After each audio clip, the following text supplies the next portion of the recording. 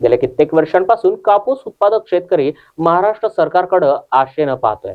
कापूस उत्पादक शेतकऱ्यांचा मोबदला तर दूरच, परंतु उत्पादन खर्च सुद्धा निघत नाही, कारण कपाशीला बाजारामध्ये भावच नाही. जे शेतकरी बांधव सरकारकडे आशेनं पाहत होते, परंतु सरकारनं मोबदला देखील दिला नाही.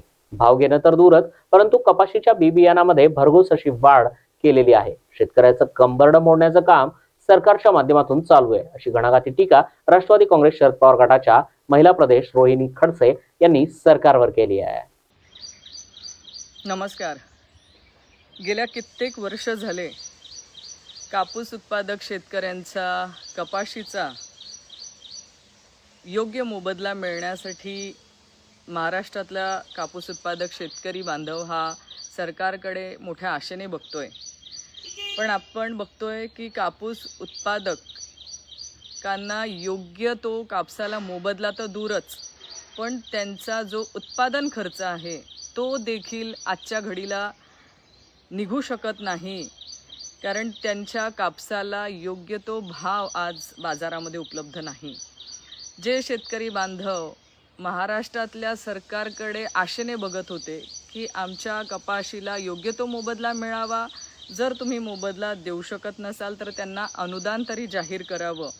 अशा परिस्थितीमध्ये भाव देणं तर दूरच, पण जे बीजी बियाणं आहे त्या बीजी बियाण्यांच्या प्रति 475 ग्रामची जी बॅग शेतकरी बांधव विकत घेतात, त्या बॅग मागे प्रति बॅग 37 रुपयाची वाढ सरकारने केलेली आहे.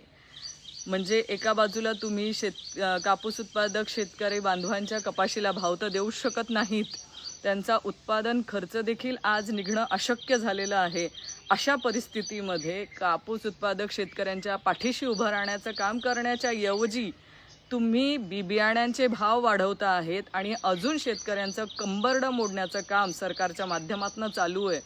आणि खरंच सरकारला शेतकरी बांधवांच्या प्रति थोडीशी तरी प्रेम आपुलकी आहे का, हा प्रश्न उत्पन्न व्हायला जागा आहे. कारण आज त्यांचं जे हक्काने पिकवलेलं पीक आहे त्याला मोबदला तर नाहीच, पण बियाणे असतील, खतं असतील, ह्या सगळ्या गोष्टींमध्ये जी भरमसाठ वाढ झालेली आहे त्यामध्ये शेतकरी बांधवांचं कंबरडं मोडून त्यांना आत्महत्येकडे प्रवृत्त करणारे हे सरकारचे निर्णय आहे असं म्हणायला वाव आहे. कारण आजही आपण बघितलं तर जळगाव, फक्त एकट्या जळगाव जिल्ह्यामध्ये गेल्या वर्षी 168 शेतकऱ्यांनी आत्महत्या केली आणि ह्या येत्या मागच्या 2 महिन्यांमध्ये जवळजवळ 40 शेतकऱ्यांनी आत्महत्या केल्याचा रेकॉर्ड आहे. म्हणजे तुम्ही शेतकरी बांधवांना आत्महत्या करायला प्रवृत्त करता आहात का? आणि जर अशी परिस्थिती असेल तर ह्या सरकारवरती मनुष्यवधाचा गुन्हा नोंद का करण्यात येऊ नये, हा आम्हा सगळ्यांना पडलेला प्रश्न आहे. सरकारला या निमित्ताने माझी विनंती आहे की सरकार म्हणून शेतकरी बांधवांच्या पाठीशी उभं राहण्याचं काम तुम्ही करावं.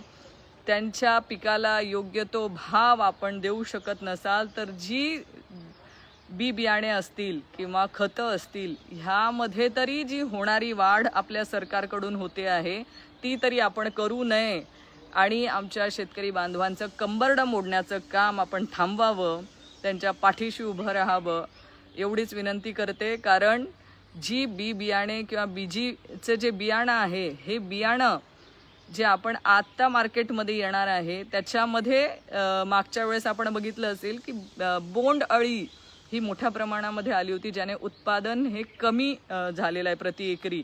आणि अशा परिस्थितीमध्ये उलट BG3, BG4 असं ॲडव्हान्स बियाणं येण्याची शेतकरी बांधव अपेक्षा करत होते, पण असं न होता जे बियाणं आहे तेच तुम्ही महाग करून ठेवलं आहे.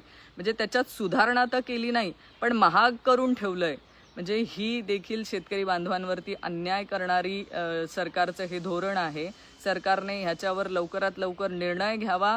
बियाणं हे ॲडव्हान्स करून द्यावं. जे बीजीचं बियाणं आहे हे BG3, BG4 करून त्याच्यावरती संशोधन करून ज्याच्यावर बोंड अळीचा प्रादुर्भाव होणार नाही असं त्याच्यावर संशोधन करून ते ॲडव्हान्स बियाणं शेतकरी बांधवांना द्यावं, जेणेकरून उत्पादनामध्ये वाढ होईल अशी अपेक्षा सरकारकडून करतो. धन्यवाद.